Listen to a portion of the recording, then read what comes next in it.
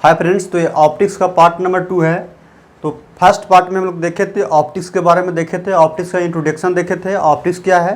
तो हम लोग देखे थे ऑप्टिक्स में कि ऑप्टिक्स में जो प्रकाश से संबंधित जितना भी घटना है उसके बारे में स्टडी करते हैं, ये ऑप्टिक्स कहलाया था। ऑप्टिक्स मुख्यतः कितने भाग में बांटा गया है? 2 भाग में ऑप्टिक्स को बांट सकते हैं। एक, यदि ऑप्टिक्स को प्रकाश किरण मानते हैं तो रे ऑप्टिक्स कहलाता है, और यदि प्रकाश को वेव मानते हैं तो वेव ऑप्टिक्स कहलाता है। और वेव में हम व्यतिकरण, ध्रुवन, ये सब पढ़ते हैं। और किरण प्रकाश की में हम दर्पण से संबंधित जितना भी घटना होगा, टेलीस्कोप, माइक्रोस्कोप, प्रिज्म है, इससे संबंधित जितना भी घटना है उसके बारे में हम लोग पढ़ेंगे। प्रकाश का परिवर्तन हो गया, प्रकाश का अपवर्तन हो गया, ये सब सारी घटनाओं के बारे में हम लोग रे ऑप्टिक्स में हम लोग देखेंगे। तो रे ऑप्टिक्स भी चल रहा है, तो प्रकाश का परिवर्तन, ठीक है, फर्स्ट पॉइंट आप लोग का है प्रकाश का परिवर्तन क्या होता है, उसके बारे में हम लोग देखने वाले हैं। तो सबसे पहले यदि बता दें प्रकाश क्या है, उसके बारे में हम लोग देखे थे। प्रकाश एक ऊर्जा का रूप है जिसकी सहायता से किसी वस्तु को हम देख सकते हैं। प्रकाश के गमन के लिए कोई माध्यम की आवश्यकता नहीं होती है। अलग अलग माध्यम में प्रकाश की चाल अलग अलग होता है। निर्वात में प्रकाश की चाल सबसे अधिकतम होती है। ये सब हम लोग फर्स्ट पार्ट में ही देख चुके थे। अगेन हम लोग बात करेंगे प्रकाश का परिवर्तन क्या है, तो हम लोग देख लेते हैं। सबसे पहले प्रकाश का परिवर्तन के लिए कोई परावर्तक सतह का होना बहुत ज़रूरी है। तो प्रकाश का परिवर्तन के लिए एक परावर्तक सतह बना लेते हैं। डिटेल्स में इसको हम लोग देखेंगे। प्रकाश का परिवर्तन के लिए एक परावर्तक सतह है। अच्छा, परावर्तक सतह कुछ भी हो सकता है, तो हम ये मान के चलते हैं परावर्तक सतह का मतलब एक भाग जो है, ठीक है, यहाँ पे पेंट कर दिए हैं या जिसको हम कोटिंग कर देते हैं, ठीक है, ये दर्पण बना लिए हैं। ये आपका मिरर है, मिरर यानी ये दर्पण है।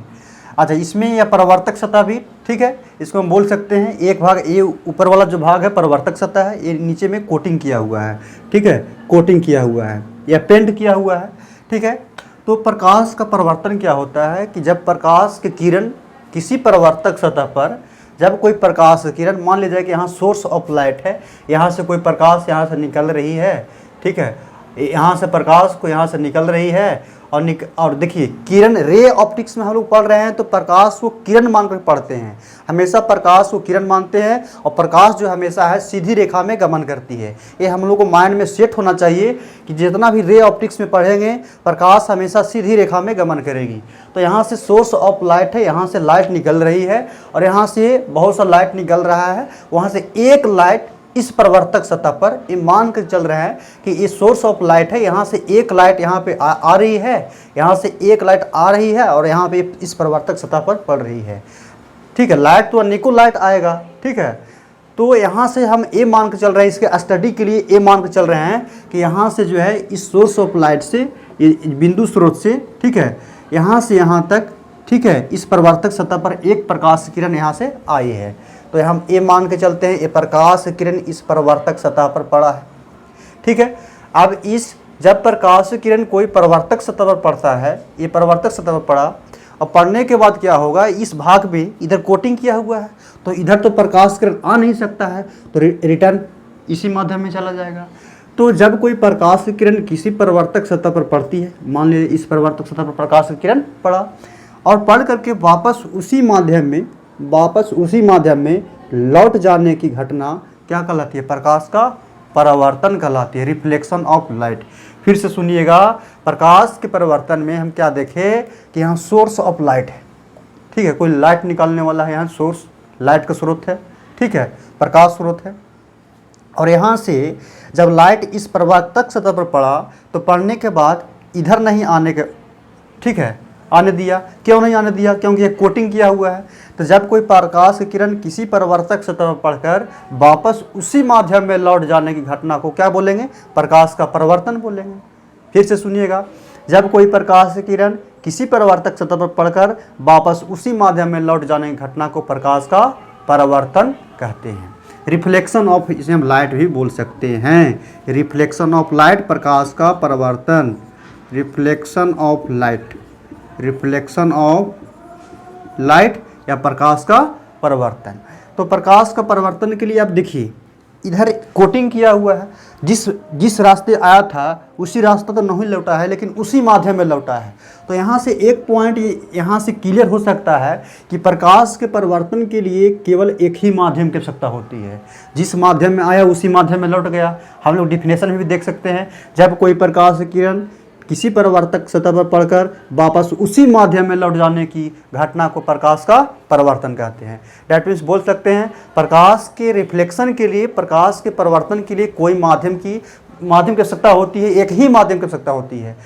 प्रकाश के परिवर्तन के लिए केवल एक ही माध्यम की आवश्यकता होती है। अगेन हम लोग बोलेंगे अपवर्तन यदि हम पढ़ेंगे तो उसमें डबल माध्यम, ठीक है, एक माध्यम से दूसरा माध्यम को होना जरूरी है, लेकिन प्रकाश के परिवर्तन के लिए केवल एक ही माध्यम की आवश्यकता होती है। तो सबसे पहले इसे यदि हम देखें प्रकाश का परिवर्तन क्या है, तो हम लोग लिख सकते हैं इसे, जब कोई प्रकाश से किरण, जब कोई प्रकाश के किरण, जब कोई प्रकाश से किरण किसी परावर्तक सतह पर पड़कर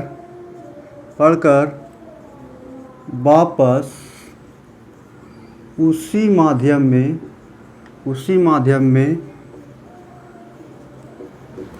लौट जाने की घटना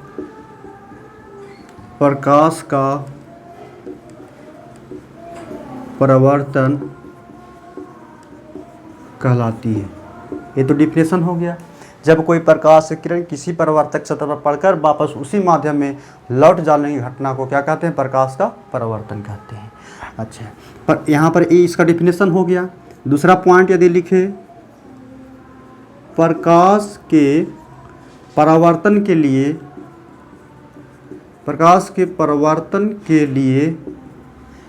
केवल एक ही माध्यम की आवश्यकता होती है। प्रकाश के परिवर्तन के लिए केवल एक ही माध्यम की आवश्यकता होती है। ये तो दूसरा पॉइंट हुआ, ठीक है, यहाँ पर हम लोग देख लिए। अच्छा, अब बात रहा प्रकाश का जो परिवर्तन है, ठीक है, प्रकाश का परिवर्तन कितने तरह से हो सकते हैं।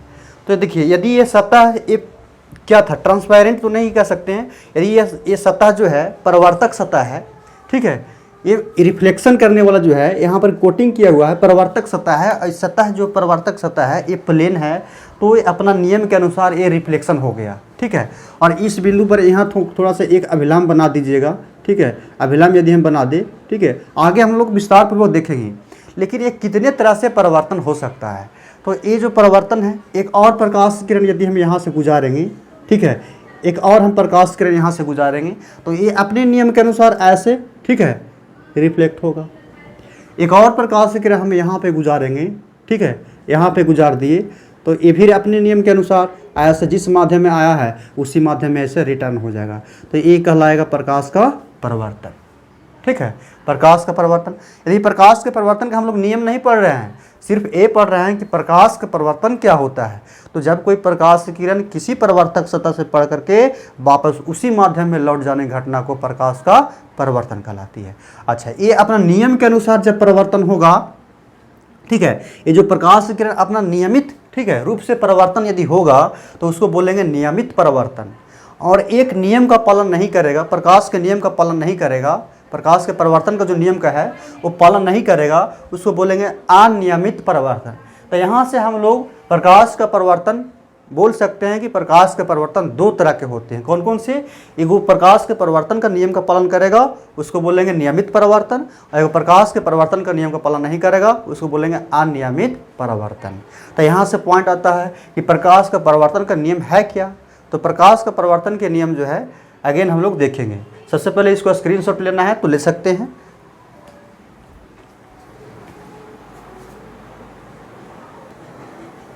हाँ, तो अब हम लोग देख लेंगे प्रकाश का परिवर्तन के नियम से पहले थोड़ा सा हम लोग देख लेते हैं प्रकाश का जो है नियमित परिवर्तन क्या होता है। नियमित, ठीक है, नियमित परिवर्तन, नियमित परिवर्तन, ठीक है, और एक होता है अनियमित परिवर्तन। तो प्रकाश का परिवर्तन के नियम का जो पालन करेगा उसको बोलेंगे नियमित परिवर्तन। ये जो ऐसा रहेगा सतह और यहाँ से प्रकाश की किरण आएगी, यहाँ से रिफ्लेक्ट हो जाएगी। दूसरा यदि देखें, यहाँ से दूसरा किरण आ रही है, यहाँ से रिफ्लेक्ट हो गया।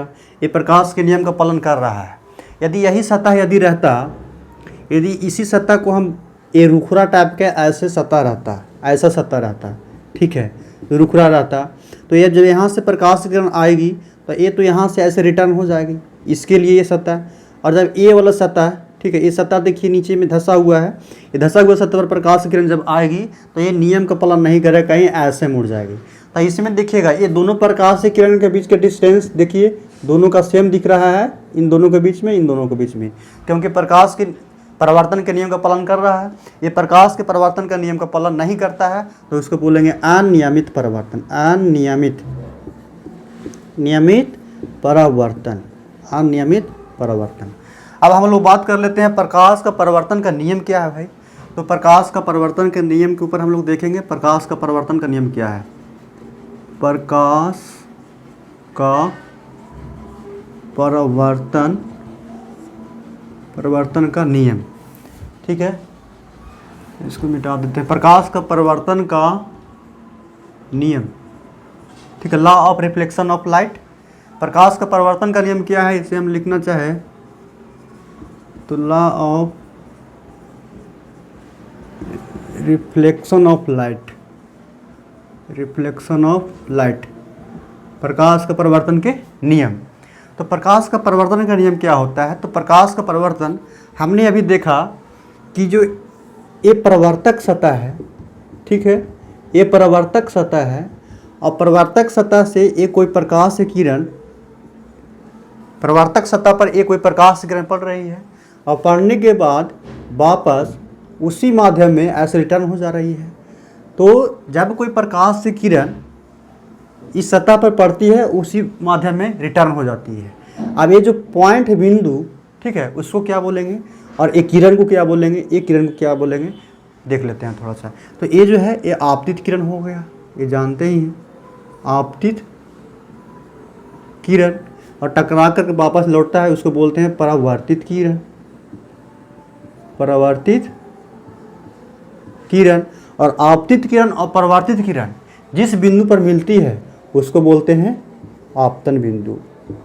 क्या बोलेंगे, आपतन बिंदु। इसको यदि इंग्लिश में लिखें तो लिख सकते हैं इंसिडेंट रे, इसको लिखें रिफ्लेक्टिव रे, और इसको क्या लिख सकते हैं, इसको लिखते हैं इंसिडेंट पॉइंट, ठीक है। फिलहाल ये 3 पॉइंट समझिए पहले। जब कोई प्रकाश की किरण किसी परावर्तक सतह पर पड़ती है तो किसी परावर्तक सतह पर पड़ने वाली प्रकाश की किरण को आपतित किरण कहते हैं। किसी परावर्तक सतह पर पड़ने वाली, आप लोग चाहे तो इसे लिख भी सकते हैं, किसी परावर्तक सतह पर पड़ने वाली प्रकाश की किरण को आपतित किरण कहते हैं। तथा परावर्तक सतह से, ठीक है, टकराकर वापस लौटने वाली किरण को क्या बोलते हैं, परावर्तित किरण। और आपतित किरण और परावर्तित किरण जिस बिंदु पर मिलती है, आपतित किरण परावर्तित किरण जिस बिंदु पर मिलती है उसे बोलते हैं आपतन बिंदु। और ये आपतन बिंदु पर हम एक लंब डाल देते हैं तो हम ये भी बोल सकते हैं आपतन बिंदु पर डाला गया लंब क्या कहलाता है, अभिलंब कहलाता है। इसको यदि हम नाम लिखे तो इसे हम अभिलंब बोलेंगे, अभिलंब। आपतन बिंदु पर डाला गया लंब को क्या बोलते हैं, अभिलंब, जिसे हम नॉर्मल भी इसे हम बोल सकते हैं, नॉर्मल। फिर से सुनिएगा, प्रकाश का परावर्तक सतह पर जो आती है किरण, परावर्तक सतह पर पड़ने वाले प्रकाश की किरण को आपतित किरण कहेंगे। परावर्तक सतह पर पड़ने वाले प्रकाश की किरण को आपतित किरण, और परावर्तक सतह पर पड़कर वापस लौटने वाली किरण को परावर्तित किरण कहते हैं। पूछेंगे आपतित किरण क्या है, तो किसी परावर्तक सतह पर पड़ने वाली प्रकाश किरण को आपतित किरण कहेंगे। किसी परावर्तक सतह पर पड़कर वापस लौटने वाली किरण को परावर्तित किरण कहते हैं। और आपतित किरण और परावर्तित किरण जिस बिंदु पर मिलती है उसे हम आपतन बिंदु कहेंगे। और यही आपतन बिंदु पर एक लंब डाल दिए तो आपतन बिंदु पर डाला गया लंब जो है क्या कहलाएगा, अभिलंब। ये 3 पॉइंट आप लोग लिख सकते हैं, इसके बारे में लिख सकते हैं आपतित किरण, परावर्तित किरण, आपतन बिंदु और अभिलंब के बारे में आप लोग लिख सकते हैं। तो चलिए हम लोग अब क्या पढ़ने वाले हैं, प्रकाश का परावर्तन का नियम।